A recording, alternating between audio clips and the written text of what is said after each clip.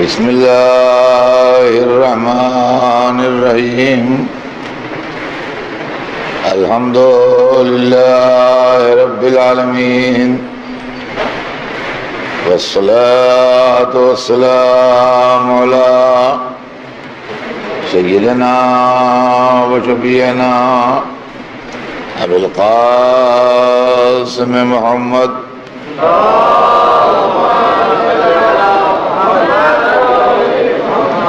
وآلہ الطیبین الطاہرین المعصومین ولعنۃ اللہ علی اعدائہم اجمعین من یومنا ھذا الی یوم الدین اما بعد فقد قال اللہ سبحانہ تبارک و تعالی فی کتابہ المبین وہو اصدق الصادقین انما ولیکم اللہ ورسولہ والذین آمنوا الذین یقیمون الصلاة ویؤتون الزکاة وہم راکعون. صلوات بھیج دیں محمد.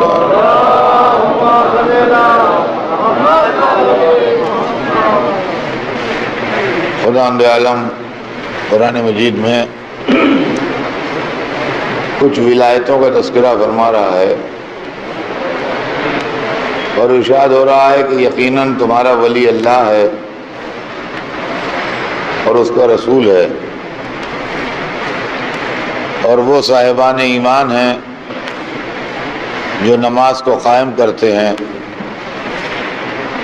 اور زکوٰۃ کو ادا کرتے ہیں جبکہ وہ رکوع کر رہے ہوتے ہیں. عزیزان گرامی، ہمارے مذہب میں یعنی مذہب اثنا عشری میں ولایت کی بڑی اہمیت ہے اور ولایت کے متعلق یہ بتایا گیا ہے کہ اگر اقرار ولایت ہے تو اعمال قبول ہوں گے اور اگر اقرار ولایت نہیں ہے تو اعمال قبول نہیں. ہمارے پاس ولایت کا سلسلہ جو ہے وہ چلتا ہے، اس طرح چلتا ہے کہ اللہ ولی ہے، اس کا رسول ولی ہے، اس کے بعد رسول کے بعد ولایت 12 اماموں تک آئی. 12 امام ولی ہیں اور امام کے پردے میں جانے کے بعد بھی ولایت کا سلسلہ بند نہیں ہو جاتا، بلکہ فقیہ جو ہے، مجتہد جامع شرائط جو ہے، بہت سے معاملات میں وہ ولی کا رول ادا کرتا ہے. تو یہ ولایت کیا شے ہے اور اس کا فلسفہ کیا ہے، اس کی فلسفی کیا ہے؟ اس لیے کہ عام طور سے جب ہم دیکھتے ہیں عالم اسلام کو تو ہمیں اس کے اندر ولایت کا کوئی بڑا رول نہیں ملتا اور ولایت کا کوئی خاص تذکرہ بھی نہیں ملتا. رسول کے بعد تھوڑے دنوں تک ذکر خلافت ملتا ہے، وہ بھی بہت مختصر مدت، اور اس کے بعد وہ ذکر خلافت ختم ہو جاتا ہے اور اس کے بعد لفظ خلیفہ اپنے معنی بدل دیتا ہے اور اب خلیفہ بمعنی بادشاہ، بمعنی رولر، بمعنی کنگ استعمال ہوتا ہے. اور یہ چیز تمام علماء نے بھی اس کو ایکسپٹ کیا ہے کہ حضرت علی کے بعد خلافت راشدہ ختم ہو گئی.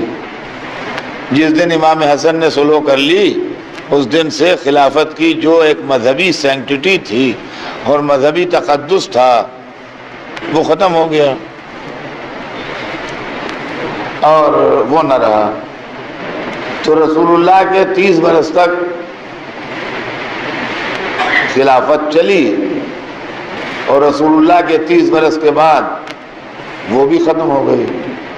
وہ میں اپنا نظریہ نہیں بتا رہا ہوں، ہمارے فرقے کا نظریہ اور ہے، عام عالم اسلام کا جو نظریہ ہے وہ عرض کر رہا ہوں آپ سے، کہ ان کا جو نظریہ ہے وہ یہ ہے کہ جو رسول اللہ کے 30 برس بعد تک خلیفہ ہوئے، جو انگریزی میں آرتھوڈاکس کیلف کہلاتے ہیں، اور جو اردو یا عربی میں فارسی میں خلفائے راشدین کہلاتے ہیں،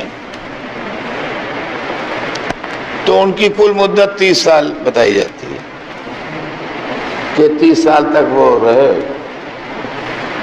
اور سن 40 ہجری میں آن کے جب مولا علی کی شہادت امام حسن نے سلو کر لی 6 مہینے کے بعد، تو وہ سلسلہ ختم۔ اور اب جو شام میں اقتدار چلا، اس کو مولانا مودودی بھی یہ لکھتے ہیں کہ یہ دنیاوی اقتدار تھا، اور طاہا حسین بھی لکھتے ہیں کہ یہ دنیاوی اقتدار تھا، اور ابو الحسن علی ندوی بھی لکھتے ہیں کہ دنیاوی اقتدار تھا، اور دنیا میں جتنے بھی مولانا ہیں یا رائٹر ہیں یا لکھنے والے ہیں یا ہسٹورین ہیں، سب لکھتے ہیں کہ یہ تو بادشاہت تھی، بادشاہت تھی۔ وہ بادشاہت بنی امیہ میں چلتی رہی، اور تھوڑے دنوں تک بنی امیہ کے پاس رہی حکومت، پھر بنی عباس کے پاس آ گئی، بنی عباس میں رہی۔ اس کے بعد جب تاتاریوں کا حملہ ہوا اور منگولینز آئے، تو ان کی وہ سینٹرل پوزیشن ختم ہو گئی، اور اب الگ الگ جگہ کے اوپر اقتدار بڑھ گئے، اور جس کی جہاں موقع ملا وہاں وہ بادشاہ بن گیا، اور اس طریقے سے مسلمانوں کی بادشاہتیں پھیل گئیں۔ وہ بادشاہتیں پھیلتے پھیلتے اسپین تک چلی گئیں، اور یورپ کا کافی حصہ انہوں نے اپنے قبضے میں کر لیا۔ ادھر پورا جو رشا کا علاقہ ہے، اس کے اندر مسلمانوں کی حکومت ہو گئی بہت دور تک، اور قزاقستان اور کیا ترکمانستان، ادھر ہندوستان میں پورا قبضہ ہو گیا، مصر، اور پھر اور افریقہ کے ممالک، فار ایسٹ۔ لیکن اس کی کوئی ریلیجس سینکٹیٹی اور کوئی مذہبی حیثیت نہیں رہی، بادشاہت رہی۔ ابھی بھی بہت سی جگہ بادشاہت ہے، اور بہت سی جگہ بادشاہت نہیں ہے۔ ہمارے دیکھتے دیکھتے بہت سی بادشاہتیں ختم ہو گئی۔ ایران میں بادشاہت تھی، ختم ہو گئی، عراق میں بادشاہت تھی، ختم ہو گئی، افغانستان میں بادشاہت تھی، ختم ہو گئی۔ یہ سب ہمیں یاد میں ہے، عراق کی بادشاہت ختم ہو گئی۔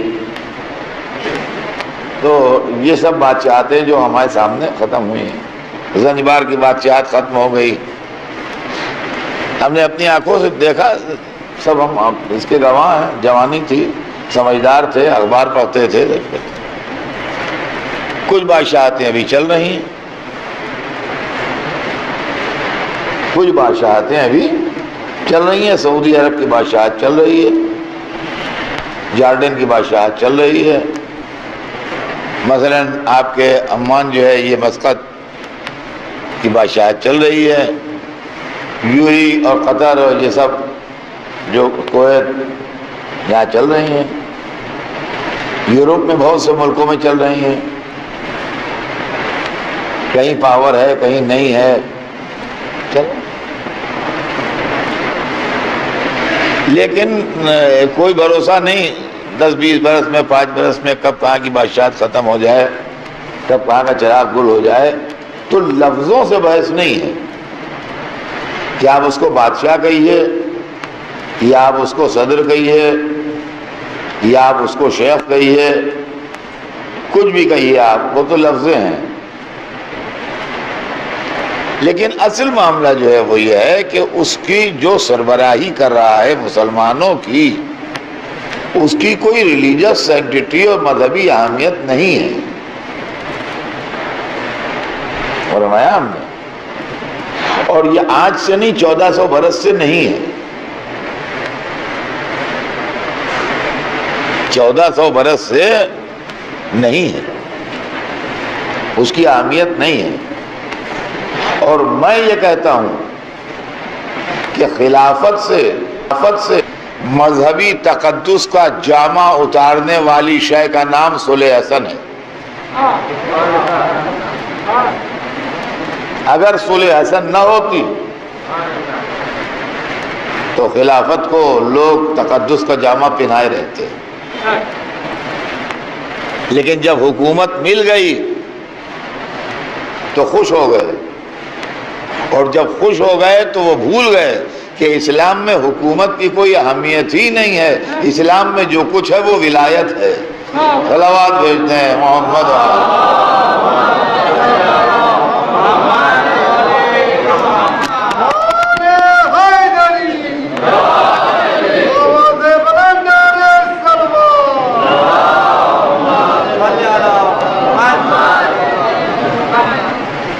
میں یہ چاہتا ہوں کہ اس عشرہ مبارک میں جو مجھے اس مسجد میں پڑھنا ہے اس سال،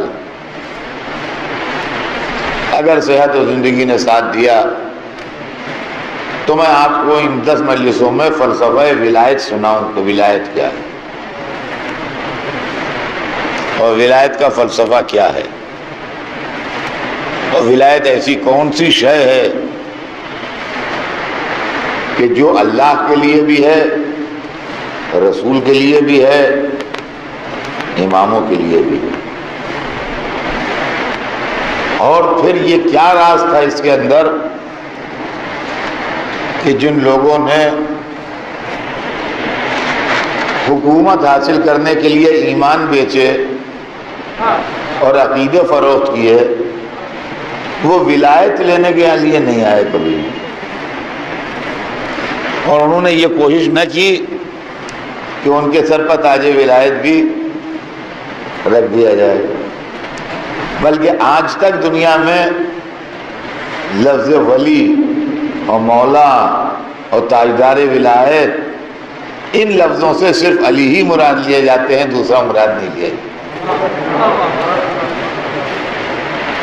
یہ معاملہ جو ہے اس کے اندر کوئی جھگڑا بھی نہیں کرتا. اس کے اندر کوئی جھگڑا بھی نہیں کرتا. لفظ خلافت میں جھگڑا ہوتا ہے، لیکن ہم کہیں تاجدار ولایت مولا علی تو اس پر کوئی دوسرا نہیں کہتا نہیں فلاں بھی ہیں تاجدار ولایت. اس کو ایکسپٹ کرتے ہیں کہ ہاں مولا.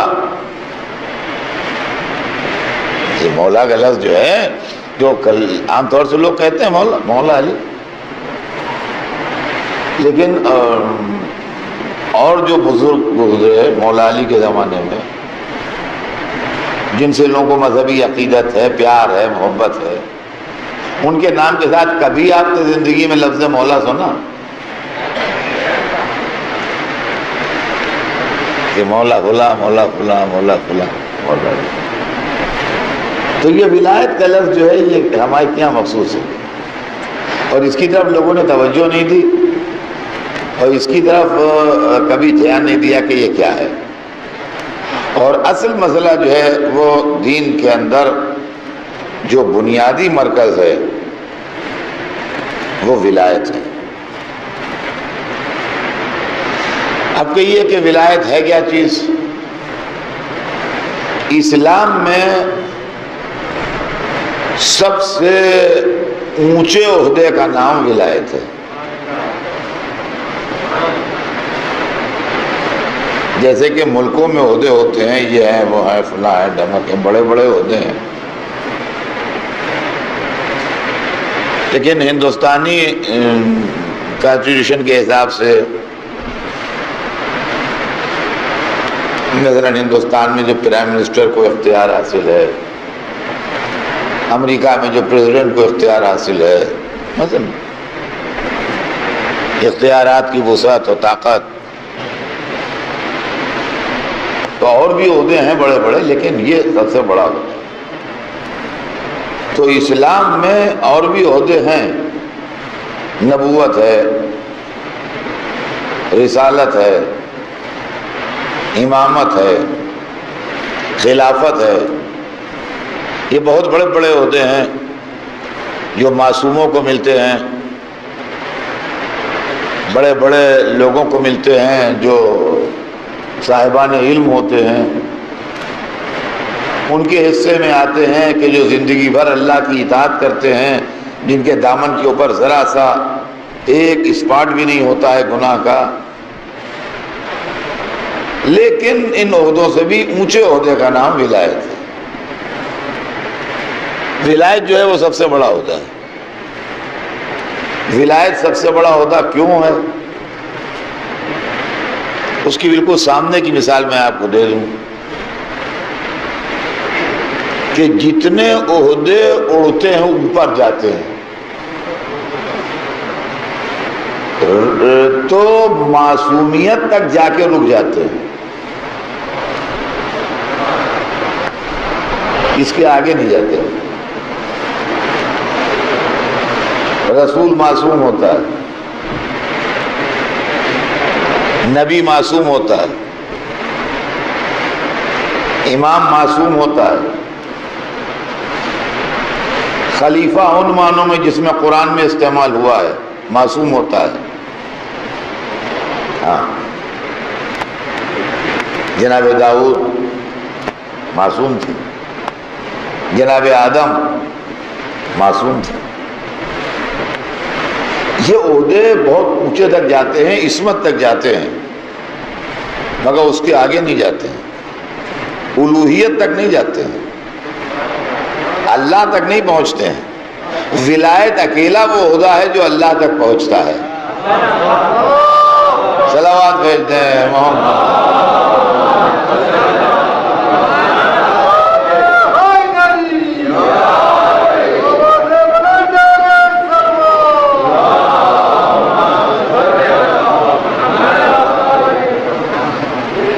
انما ولیکم اللہ، تمہارا ولی اللہ ہے۔ اللہ ولی، کہیں قرآن میں آپ کو نہیں ملے گا تمہارا رسول اللہ ہے، تمہارا نبی اللہ ہے، تمہارا امام اللہ ہے، تمہارا خلیفہ اللہ ہے۔ یہ چاروں لفظیں اگر آپ اللہ کے لیے استعمال کیجئے تو اس کی شان کے خلاف ہیں، آپ اس کی انسلٹ کر رہے ہیں۔ اگر بھولے سے کہہ دیا ہے تو توبہ کیجئے۔ اللہ نبی نہیں ہے، نبی بناتا ہے۔ اللہ رسول نہیں ہے، رسول بھیجتا ہے۔ اللہ امام نہیں ہے، امام کو منتخب کرتا ہے۔ اللہ خلیفہ نہیں ہے، خلیفہ مقرر کرتا ہے۔ سمجھے آپ؟ تو اللہ کو نبی کہنا یا امام کہنا یا خلیفہ کہنا یا رسول کہنا یہ اللہ کی شان کے خلاف، اس کا مرتبہ اونچا ہے۔ یہ نبی ہوں یا امام ہوں یا خلیفہ ہوں یا امام ہوں یا رسول ہوں، سب اس کے اپائنٹ کیے ہوئے ہیں، سب اس کے بنائے ہوئے ہیں، وہ ان سب کو بناتا ہے۔ لیکن ولایت کوئی ایسی شے ہے جو اس کے پاس بھی ہے۔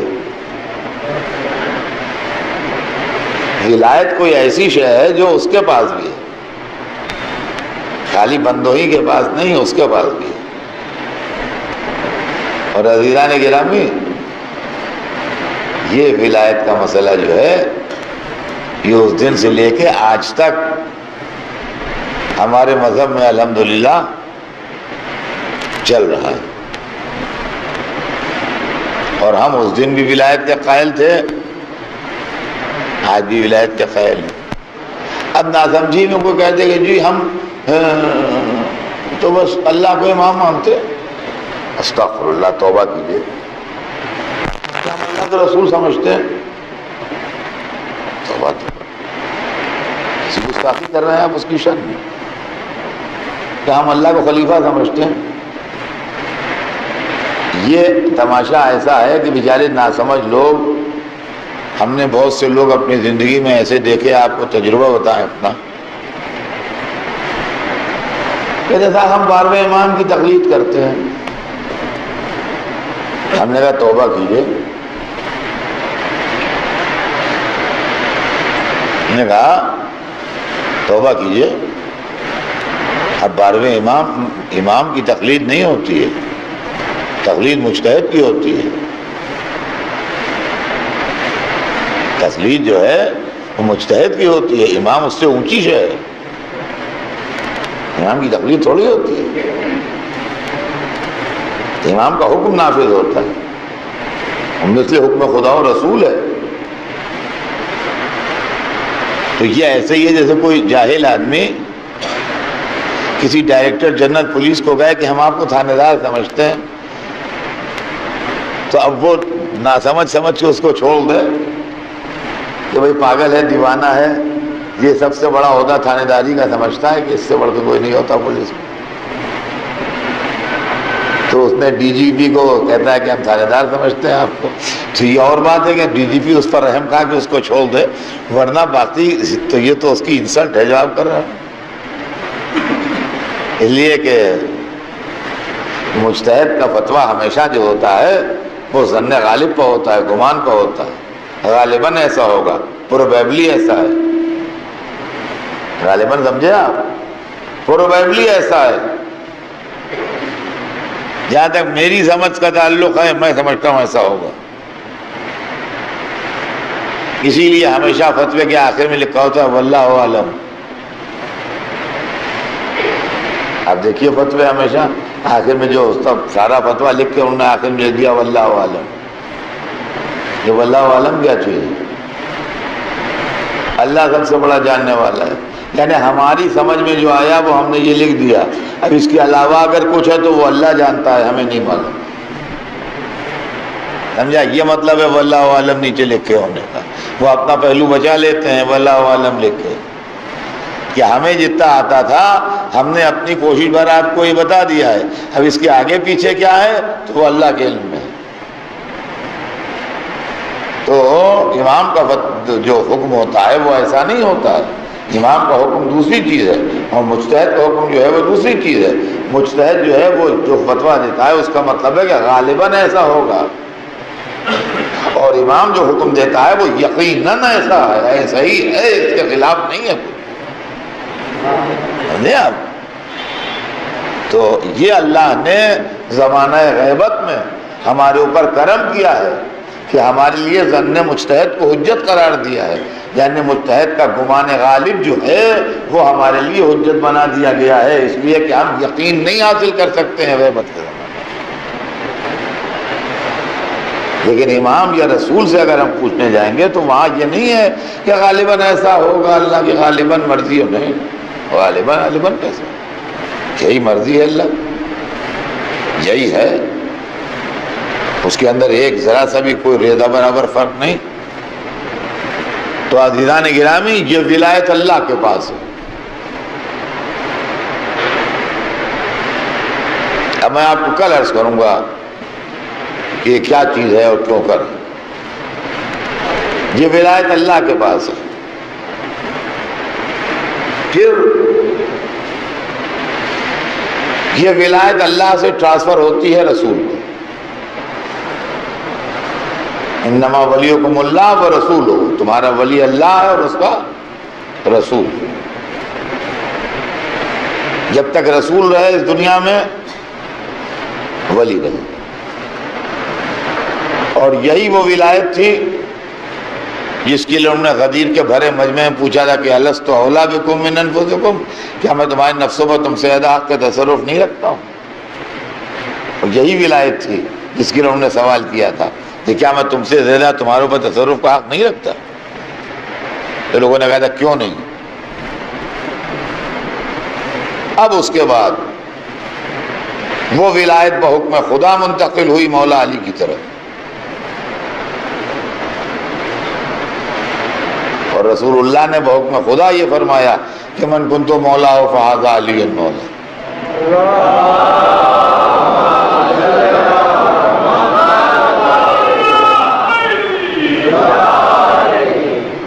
جس کا میں مولا ہوں اس کے یہ علی مولا ہے.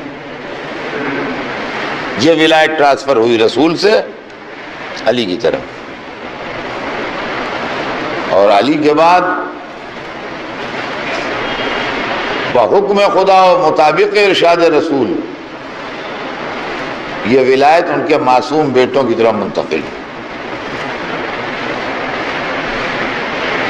اور یہ ولایت علی کے بعد حسن کو ملی، حسن کے بعد حسین کو ملی، حسین کے بعد سید سجاد کو ملی، سید سجاد کے بعد محمد باقر کو ملی، محمد باقر کے بعد جعفر صادق کو ملی، جعفر صادق کے بعد موسی کاظم کو ملی، موسی کاظم کے بعد علی رضا کو ملی۔ یہ سلسلہ چلتا رہا یہاں تک کہ جو آج سبب قیام زمین و زمان ہے اس تک آئی گیا ہے۔ اور جب وہ پردے میں جانے لگا تو اس نے بعض معاملات میں اور بعض مسائل میں اپنا نائب مجتہد کو بنایا اور اس کو سونپی۔ اب اس کے اندر بہتری چیزیں ایسی ہیں کہ جو آپ دیکھیے کبھی سوچتے نہیں ہم لوگ، اس لیے کہ ہمارے یہاں ایسا رواج ہوتا آیا ہے۔ کوئی آدمی اپنی بیوی کو روٹی کپڑا نہیں دیتا، چھوڑے پڑا ہے، لاپرواہی برتتا ہے۔ شرع میں اس کا پرویژن ہے کہ حاکم شرع طلاق جاری کر سکتا ہے کچھ شرائط کے ساتھ، شریعت میں اس کا پرویژن موجود ہے کہ حاکم شرع جو ہے، مجتہد جامع الشرائط جو ہے، وہ کچھ کنڈیشنز ہیں، کچھ شرطیں ہیں، کچھ چیزیں ہیں اس کے اندر، لیکن اس کو آبزرو کر کے وہ طلاق جاری کر سکتا ہے۔ تو سوال یہ پیدا ہوتا ہے کسی کی بیوی کو اس سے چھڑانے والے آپ کون ہیں؟ کس اتھارٹی سے آپ کسی کی منقوہ بیوی کو اس سے الگ کیے دے رہے ہیں؟ کوئی آدمی کماتا ہے، پیسہ اس کی محنت کا ہے، خمس نکالتا ہے، ان کا صاحب اتنا تو مجتہد کا حق ہے۔ تو وہ تو ٹھیک ہے کہ سیدوں کا اپنے ہاتھ سے غریبوں میں بانٹ دیں، جس کو ہمارا پیسہ ہے ہم نے بانٹ دیا، سیدوں میں بانٹ دیا، آل رسول نے بانٹ دیا، لیکن ہماری کمائی کا پیسہ آپ اٹھانے والے کون، آپ خرچ کرنے والے کون؟ محنت ہم نے کی، مشقت ہم نے کی، کام ہم نے کیا، سروس ہم نے کی، یا بزنس ہم نے کی، یا کھیتی کسانی ہم نے کی، آپ کون خرچ کرنے والے؟ تو اس کی کوئی اتھارٹی ہونا چاہیے نا، جس اتھارٹی سے وہ خرچ کرے گا، ایسے تو نہیں خرچ کر لے گا، اس کے بعد کوئی اتھارٹی ہونا چاہیے جس سے وہ خرچ کرے۔ اب اور ہمارے اس مسئلے کو کوئی نہ کوئی اتھارٹی اس کا ہونا چاہیے جس سے وہ خرچ کرے پیسہ۔ طلاق دیتا ہے کسی اتھارٹی سے دیتا ہے، پیسہ خرچ کرتا ہے کسی اتھارٹی سے کرتا ہے، ہم کو آرڈر کرتا ہے ایسا نہ کرو، یہ نہ کھاؤ، یہ نہ پہنو، یہ ٹھیک نہیں ہے، جائز نہیں ہے، چلو ایسا کر لو، کوئی حرج نہیں ہے، کوئی مذاکرہ نہیں ہے۔ ہاں کس اتھارٹی سے؟ ہم کو گائیڈ کرنے والے آپ کون؟ تو کوئی نہ کوئی اتھارٹی تو ہے اس کے بعد جس کی وجہ سے وہ کرتا ہے، کوئی اتھارٹی تو ہے نا جس سے کرتا ہے۔ وہ اتھارٹی کون ہے، کیا چیز ہے؟ وہ اتھارٹی وہی ولایت میں کا حصہ ہے جو امام نے اس کو دیا ہے اپنی غیبت، کہ ہماری ایبسنس میں تم اس کام کو آگے بڑھاؤ۔ کوئی آدمی مر جاتا ہے، اس کا کوئی وارث نہیں، ایک ایسا آدمی مر گیا ہے کوئی ہے ہی نہیں اس کا، نہ اولاد ہے، نہ ماں باپ ہیں، نہ بھائی ہیں، نہ بھتیجے ہیں، نہ چچا ہیں، نہ پھوپھی ہیں، نہ ماموں ہیں، نہ خالہ ہیں، نہ دور کے ہیں، نہ قریب کے ہیں، کوئی نہیں، اکیلا تھا۔ جائیداد بہت چھوڑ کے مرا، پیسہ بہت چھوڑ کے مرا، اس کا پیسہ کیا ہوگا؟ جس کا کوئی وارث نہیں ہے وہ کدھر جائے گا پیسہ اس پر؟ حاکم شرع ہو جائے گا۔ سارا پیکج کس اتھارٹی سے؟ کمایا اس نے تھا، محنت اس نے کی تھی، جو کچھ بھی کیا تھا اس نے کیا تھا، پیسہ اس کا تھا، آپ کی اتھارٹی سے دو، وہی اتھارٹی ولایت کی، سمجھا؟ اب یہ بھی ایک بات آپ کی خدمت میں عرض کر دوں کہ اس میں لوگ کنفیوز ہو جاتے ہیں، اور کبھی کبھی ایسا ہوتا ہے کہ وہ کہتے ہیں اس کا مطلب امام و مجتہد ایک ہے۔ امام مجتہد ایک نہیں ہے۔ امام یقین کے ساتھ حکم دیتا ہے، مجتہد گمان کے ساتھ حکم دیتا ہے۔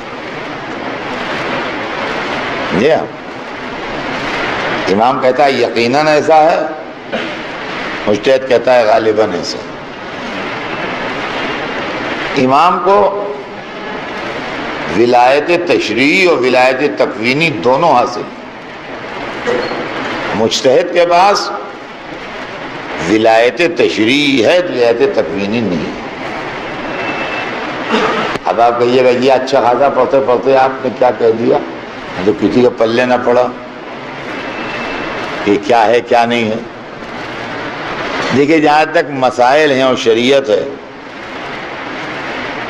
یہ ہے ولایت تشریعی۔ اور روٹی کپڑا نہیں دیتا ہے، انہیں نوٹس جاری کیا، یہ کیا وہ کیا کہ جواب دہی کرو، فلاں کرو، اتنے دن میں آؤ ورنہ ہم طلاق جاری کر دیں گے، اخباروں میں دیا، وہ نہیں آیا ہے۔ انہوں نے اس اتھارٹی سے جو ان کو ملی بھی ہے انہوں نے طلاق جاری کر دیا۔ جیسے میں نے آپ سے عرض کیا کہ کوئی مر گیا آدمی تو اس کا مال تھا، اس کا کوئی وارث نہیں تھا، وہ اس اتھارٹی سے اس مال کے مالک تھے۔ خمس کا پیسہ ہے سہم امام کا، وہ اس اتھارٹی سے اس کے مالک ہوا، انہوں نے اس کو خرچہ کیا جیسے اپنے خیال سے مناسب سمجھا۔ یہ شرعی مسائل ہیں۔ یا فتویٰ دیا ہم کو کہ یہ چیز جائز نہیں ہے تمہارے لیے، نہ کھاؤ، یہ نہ پہنو، یہ لباس ٹھیک نہیں ہے تمہارا، یہ اتار دو، دوسرا پہنو۔ یہ وہ رائٹ ہے، وہ اتھارٹی۔ ایک ہے ولایت تکوینی، اس پر رسول و امام اور اللہ قادر ہیں، مجتہد قادر نہیں۔ چاند دو ٹکڑے کر دیا جائے، سورج مغرب سے پلٹ آئے، ستارے ڈھڑی پہ اتر آئے، درخت تعظیم کو جھک جائے، پتھر تسبیح کرنے لگے، حجر اسود بولنے لگے، یہ اس کے اختیار میں نہیں ہے۔ یہ ولایت تکوینی ہے کہ عالم کون و فضات کے اوپر اس کا اقتدار ہے۔ یہ یا اللہ کے پاس ہے، یا رسول کے پاس ہے، یا امام کے پاس ہے۔ صلوات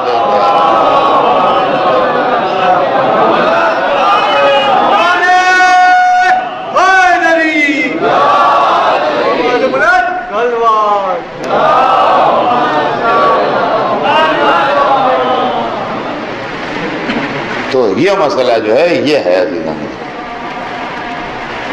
اور یہی فیض ہے محرم کا، اور یہی برکت ہے عزاداری کی کہ ہم 2 مہینے 8 دن مسلسل امام حسین علیہ السلام کے سجدے میں اسلام کے مختلف موضوعات اور مختلف سبجیکٹس جو ہیں اس کے اوپر ڈسکشن بھی کرتے ہیں، بیان بھی کرتے ہیں، ہمارے نوجوان اور ہمارے بچے اس کو سنتے بھی ہیں اور اس سے فائدہ اٹھاتے ہیں۔ محرم پھر آ گیا، بھلا آج چاند نہیں ہوا ہے اور ابھی تک کوئی اطلاع کہیں سے چاند ہونے کی نہیں آئی ہے، اور ڈائریوں میں اور جنتریوں میں بھی جیسا کچھ کی لکھا ہے اس کے حساب سے محرم کا چاند کل شاید فلک پر رونما ہوگا، یا بہرحال اللہ کی جو قدرت ہو اس کو نہیں کہہ سکتا میں، لیکن بہرحال ابھی تک کوئی اطلاع چاند کی نہ یہاں ہے نہ وہاں ہے، کہیں نہیں۔ لیکن مجلس ہم لوگ کر لیتے ہیں اس لیے کہ اگر چاند بعد میں خبر آ جائے تو ایسا نہ ہو کہ ہماری مجلس میں ایک مجلس کی کمی ہو جائے، لہذا اگر چاند ہو گیا تو آج کی مجلس چاند رات کی مجلس ہوتی ہے، اور اگر چاند نہیں ہوا تو آج کی مجلس استقبال عزا کی مجلس ہوتی ہے کہ ہم عزائے حسین کا استقبال کرنے کے لیے اور عزائے حسین کو ویلکم کرنے کے لیے یہاں جمع ہوں کہ سیدہ کے لال ہمارے گھر میں مہمان تشریف لائیے، آپ ہمارے گھر کے عزا خانے بھی سجے ہیں، ہمارے دل کے عزا خانے بھی سجے ہیں، آپ کے آنے سے ہمارے گھروں میں بھی رونق ہوتی ہے، ہمارے دلوں میں بھی رونق ہوتی ہے۔ عزیزان گرامی، آج ذی الحجہ کی 29ویں تاریخ ہے، اگر چاند ہو گیا آج تو کل محرم کی پہلی ہے، اور اگر چاند نہیں ہوا تو کل محرم کی پہلی تو نہ ہوگی، مگر یہ سمجھ لیجئے کہ حسین راہ کربلا میں ہیں، ابھی کربلا پہنچے نہیں ہیں، ابھی راستے میں ہیں، لیکن کربلا لمحہ بہ لمحہ قریب آ رہی ہے۔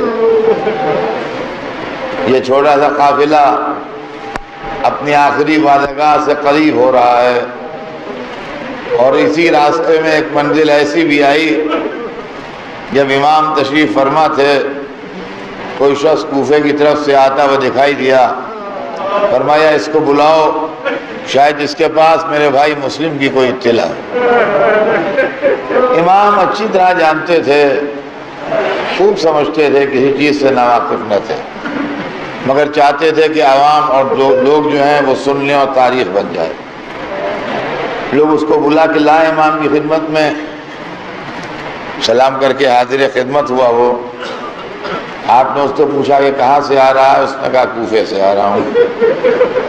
تو آپ نے فرمایا کہ تیرے پاس میرے بھائی مسلم کی کوئی خبر ہے؟ تو اس نے بجائے جواب دینے کے انہوں نے کہا کہ میں آپ سے تنہائی میں الگ کو گفتگو کرنا چاہتا ہوں۔ حضرت اس کو لیے ہوئے خیمے کے پیچھے آئے، وہاں جا کے اس نے کہا کہ یا ابا عبداللہ، میں آپ کو پہچانتا ہوں، میں آپ سے واقف ہوں، اور میرے دل میں آپ کی ہمدردی ہے، آپ سے محبت ہے، نہ صرف یہ کہ آپ سے واقف ہوں بلکہ آپ کا چاہنے والا بھی ہوں۔ جب میں کوفے سے چلا تھا تو مسلم کا سر کوفے کے دارالعمارہ پر لٹکا ہوا تھا،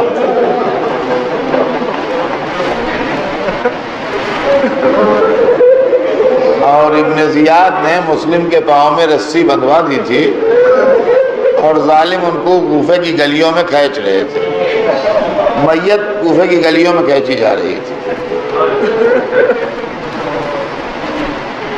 یہ بات وہاں میں نے سب کے سامنے اس لیے نہیں کہی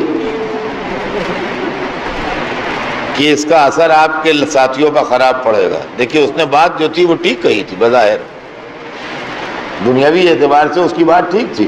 میں نے کہا یہ بات میں نے وہاں صاف صاف اس لیے نہیں کہی کہ اس کا اثر آپ کے ساتھیوں پر خراب پڑے گا، آپ کو جو اصلی بات تھی وہ بتا دیے۔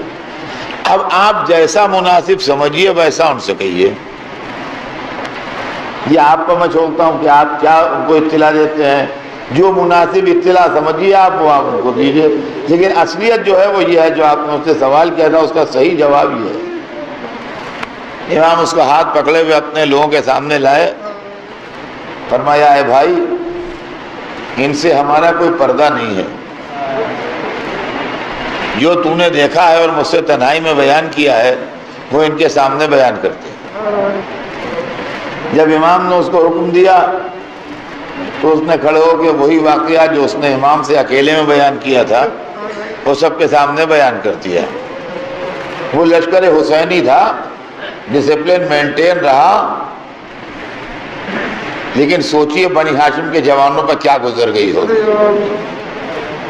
اپنے بھائی کا پردیس میں مارا جانا، میت کا بازاروں میں تشریح ہونا، سر کا کوفے کے دارالامارہ پر لٹکا ہونا، دل پر کیا گزر گئی ہوگی ان کو؟ عباس کا کیا حال ہوا ہوگا، علی اکبر کا کیا حال ہوا ہوگا، قاسم کی کیا کیفیت ہوئی ہوگی، انہیں محمد پر کیا گزری ہوگی، عباس کے بھائیوں پر کیا گزری ہوگی، مجھے نہیں معلوم، لیکن تاریخ میں جو لکھا ہے وہ صرف آپ کو سنا رہا ہوں کہ جب اس نے اپنی گفتگو تمام کر لی تو امام حسین علیہ السلام نے فرمایا کہ تم نے سنا کہ میرے بھائی مسلم کا کیا انجام ہوا؟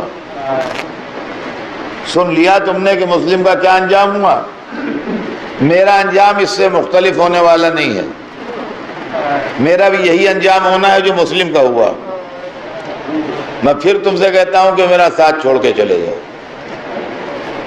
میرے ساتھ نہ رہو۔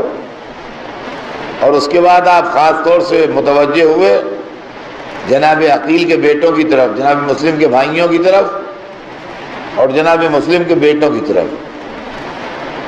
فرمایا تمہارے حصے کی قربانی ہو چکی، کم از کم تم تو چلے جاؤ۔ اولاد عقیل کی طرف متوجہ ہوئے اور فرمایا کہ تمہارے حصے کی قربانی ہو چکی، تم تو چلے جاؤ۔ تو روایت بتاتی ہے کہ حضرت مسلم کے بھائی کھڑے ہوئے اور کہا یا ابا عبداللہ، ہم اس وقت تک آپ کا ساتھ نہ چھوڑیں گے جب تک ہم بھی اسی جام سے سیراب نہ ہو جائیں جس سے ہمارا بھائی مسلم سیراب ہوا۔ یہ شوق شہادت تھا۔ اب میں نہیں کہہ سکتا کہ وہاں پر کیا گزری، لیکن یہاں پر تو سب کو اطلاع مل گئی۔ خیام اہل حرم میں اطلاع ہونا باقی تھی۔ حسین نے اس کام کے لیے نہ عباس کو منتخب کیا نہ علی اکبر کو، بنفس نفیس خیمے میں تشریف لے گئے، شہزادی زینب کو بلایا، کہا بہن مسلم کی بیٹی کو لاؤ۔ شہزادی مسلم کی بیٹی کو لائیں، حسین نے زانوں میں بٹھا کے بچی کے سر پر ہاتھ پھیرنا شروع کیا۔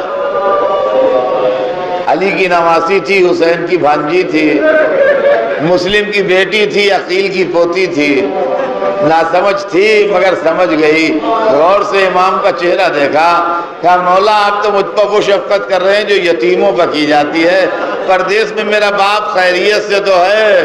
حسین نے کلیجے سے لگایا کہ آج سے تو میری بیٹی ہے۔ میں کہوں گا مولا جتنی چاہے شفقت کیجئے مگر سکینہ کو ہٹا دیجئے، اس لیے کہ جب وہ یتیم ہوگی تو تماچے کھائے گی، کوئی اس کی فریاد کو سمجھے۔